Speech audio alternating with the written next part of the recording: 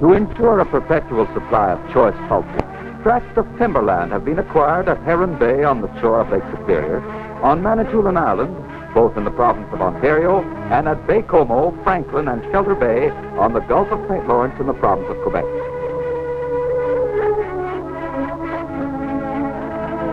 Let us journey 1,230 air miles to the first of the communities to be built by the Quebec North Shore Paper Company, Shelter Bay on the fringe of the Great North Woods.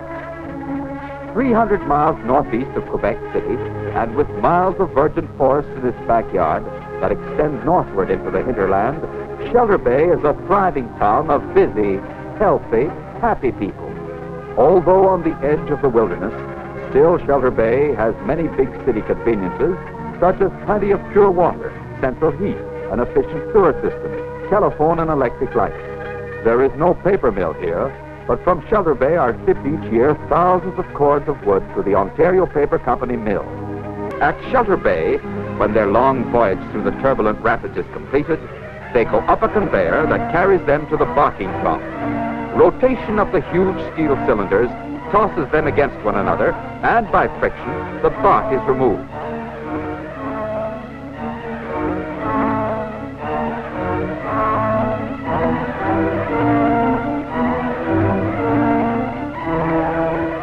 With their bark rubbed off, the logs, slick and shining, tumble out for another ride, in this case up a jackladder that moves them to the dock, where they are delivered by chutes into the hold of a waiting vessel which will carry them up the St. Lawrence and across Lake Ontario to the Thurles Mill.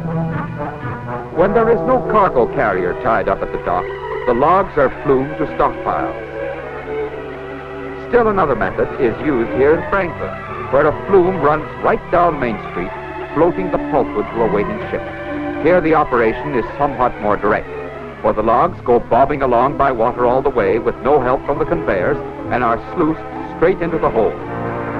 Once the logs are stacked aboard ship, the company pulpwood boat is ready to proceed up the St. Lawrence and across Lake Ontario to the paper mill at Thurles. All summer through the navigation season, the ships ply the St. Lawrence River and Lake Ontario to the Ontario Paper Company mill on the Welland Ship Canal, a famous waterway that connects Lake Ontario with Lake Erie, bypassing the Niagara River and the Falls. From the timberlands, a week away by water, come thousands of cords of pulpwood each year to be converted into newsprint paper. From the ships docked near the mill, the logs are unloaded by cranes and come tumbling out in a crashing thunder of sound. They have one of two destinations. Some of them are carried directly to the mill, where they will be processed immediately. Still others climb up an endless chain to the summit of a towering pile of logs, a mountain of wood containing as much as 30,000 cords. Such vast reserve stocks are needed because newsprint consumption from Canadian mills alone is some 90,000 tons per week. This ingenious device, appropriately called the orange peel grab, handles the logs with speed and with safety to the workers. It bites into the stockpile, closes its huge jaws, and swings around with a mouthful of logs that are dropped on the conveyor. Hour after hour and day after day, there is this unhurried march of pulpwood to the paper mill. The first step is a washing operation, in which the peeled logs are tossed about in rotating drums and cleansed with streams of cold water. Then they are discharged into another conveyor. Although to the unskilled eye the logs all look pretty much alike, the experts who work at the sorting tables unerringly separate those best adapted for mechanical from those that go to chemical processing. Farther up the moving tables, another sharp-eyed inspector pulls logs off the line because they are defective. Knots and other flaws are removed with this machine, developed by company engineers and amusingly named the woodpecker. Newsprint consists of approximately 15% chemical pulp and 85% mechanical. The latter gives paper the characteristics that enable it to absorb ink on high-speed presses. Chemical pulp gives it strength and flexibility. The logs that have been selected for the chemical process are delivered a shoving jostling mass to the chipper. They are cut up into chips that are shaken about on screens. Only the smaller chips pass through the mesh. The larger pieces are sent back for further reduction. When they are the right size, the chips flow like a river of wood up a conveyor to another building. In the towers are the digesters, where the chips are mixed with chemicals in the sulfite process. Complete scientific control of the chips and the chemicals is maintained at every step of the operation. A byproduct of this process is the manufacture of alcohol, of which are produced nearly 1 million gallons annually from sulfite liquid formerly wasted. Now we return to the logs that were chosen on the sorting tables for mechanical processing in this battery of grinders.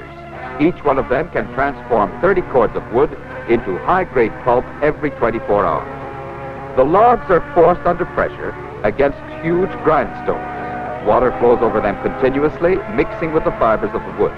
From the bottom of the grinder issues a steady stream of pulp. At frequent intervals, samples are taken for analysis in the mill laboratory as a check on quality. Throughout the mill, in every department and in every operation, there are constant tests to ensure the highest standards and minimum deviation. Mechanical and sulfite pulps are thoroughly beaten together. After chemicals have been added to color and brighten the paper, the mixture is pumped into the paper-making machine. It flows onto wire screens, much of the water is drained off, and the motion of the screen causes the pulp fibers to interlace and become paper. Next, the wet web of fibers races through a series of rolls to squeeze out more of the water content. Here it passes between still other rollers. At this point, it is still 2/3 water. Finally, it is further dried by moving around heated cylinders to evaporate the remaining moisture. Now it has the crispness of paper. A last touch is given by steel calendar rollers that polish the paper and give it a smooth finish. This is the culmination of the efforts of 10,000 men in the woods, the towns, and the mills. Here paper, fine paper, has been made from trees. After it has been rewound on steel spindles, it goes to another department where it is prepared for shipment by wrapping in extra heavy paper. Then the rolls of paper, which weigh about 1 ton each, are trundled along on a conveyor to the dock. Company-owned ships are waiting to transport them in order that trees may finally become newspaper. The rolls fill the holds and then are loaded also on the decks of sturdy freighters that will plow across 3 of the Great Lakes to their destination. So closes the story of Trees to Newsprint, the product of a great and effective combination of Canada's forests and rivers, of its mills and its people. This vital contribution to the Canadian standard of living by the maintaining of international trade is the good right arm of Canada's prosperity.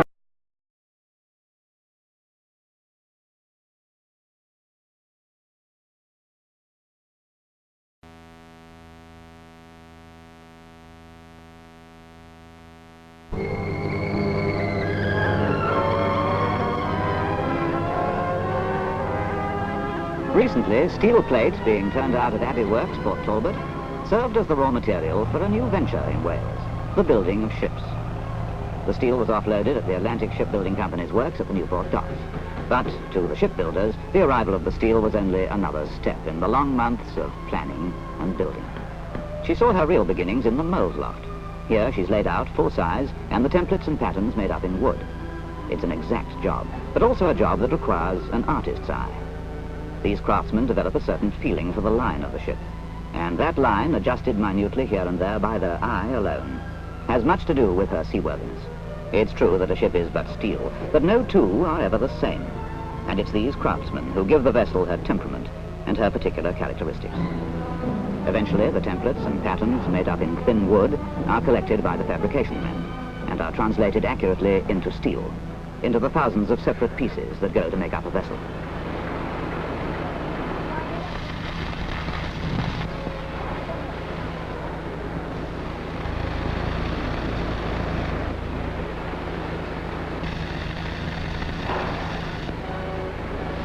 A lot of these pieces are assembled in the prefabrication sheds into entire sections of the ship, and then transported to the dry dock on trailers.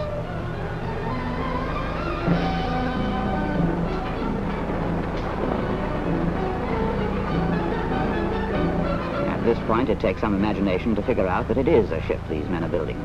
The bulkheads and prefabricated sections are spread about over the floor of the dry dock like an untidy giant's Meccano set. But section after section is brought in and fitted into place. The vessel slowly begins to take on her identity. The job becomes tidier. And soon it's a matter of fitting and installing her internal gear. The fitting goes on, until one grey morning, with nothing in particular to mark it, except perhaps some personal excitement here and there, the men who build the Manicouagan quietly let her out of the dry dock and into the calm waters of the river.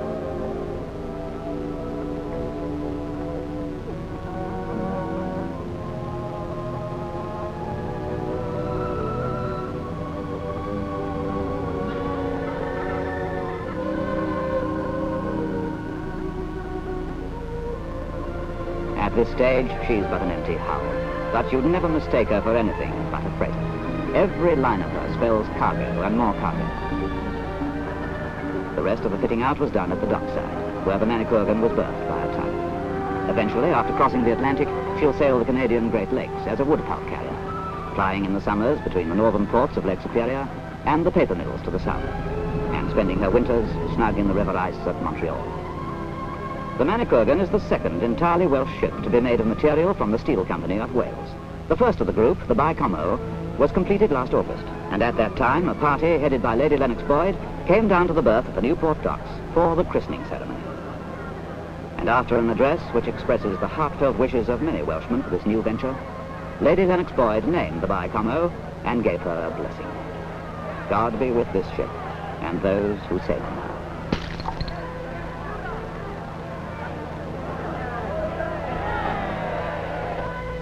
Shortly after, the Baie-Comeau set off on her maiden voyage to begin her new life in Canada.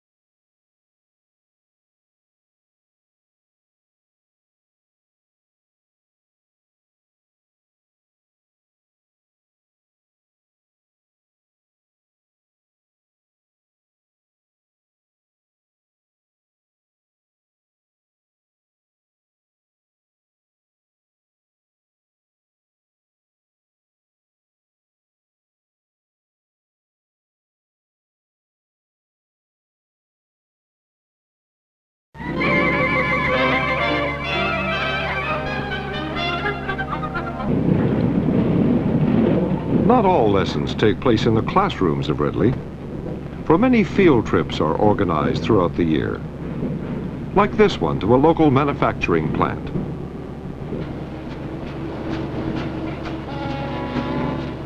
These trips augment in-class studies of Canadian economy and scientific processes of manufacture.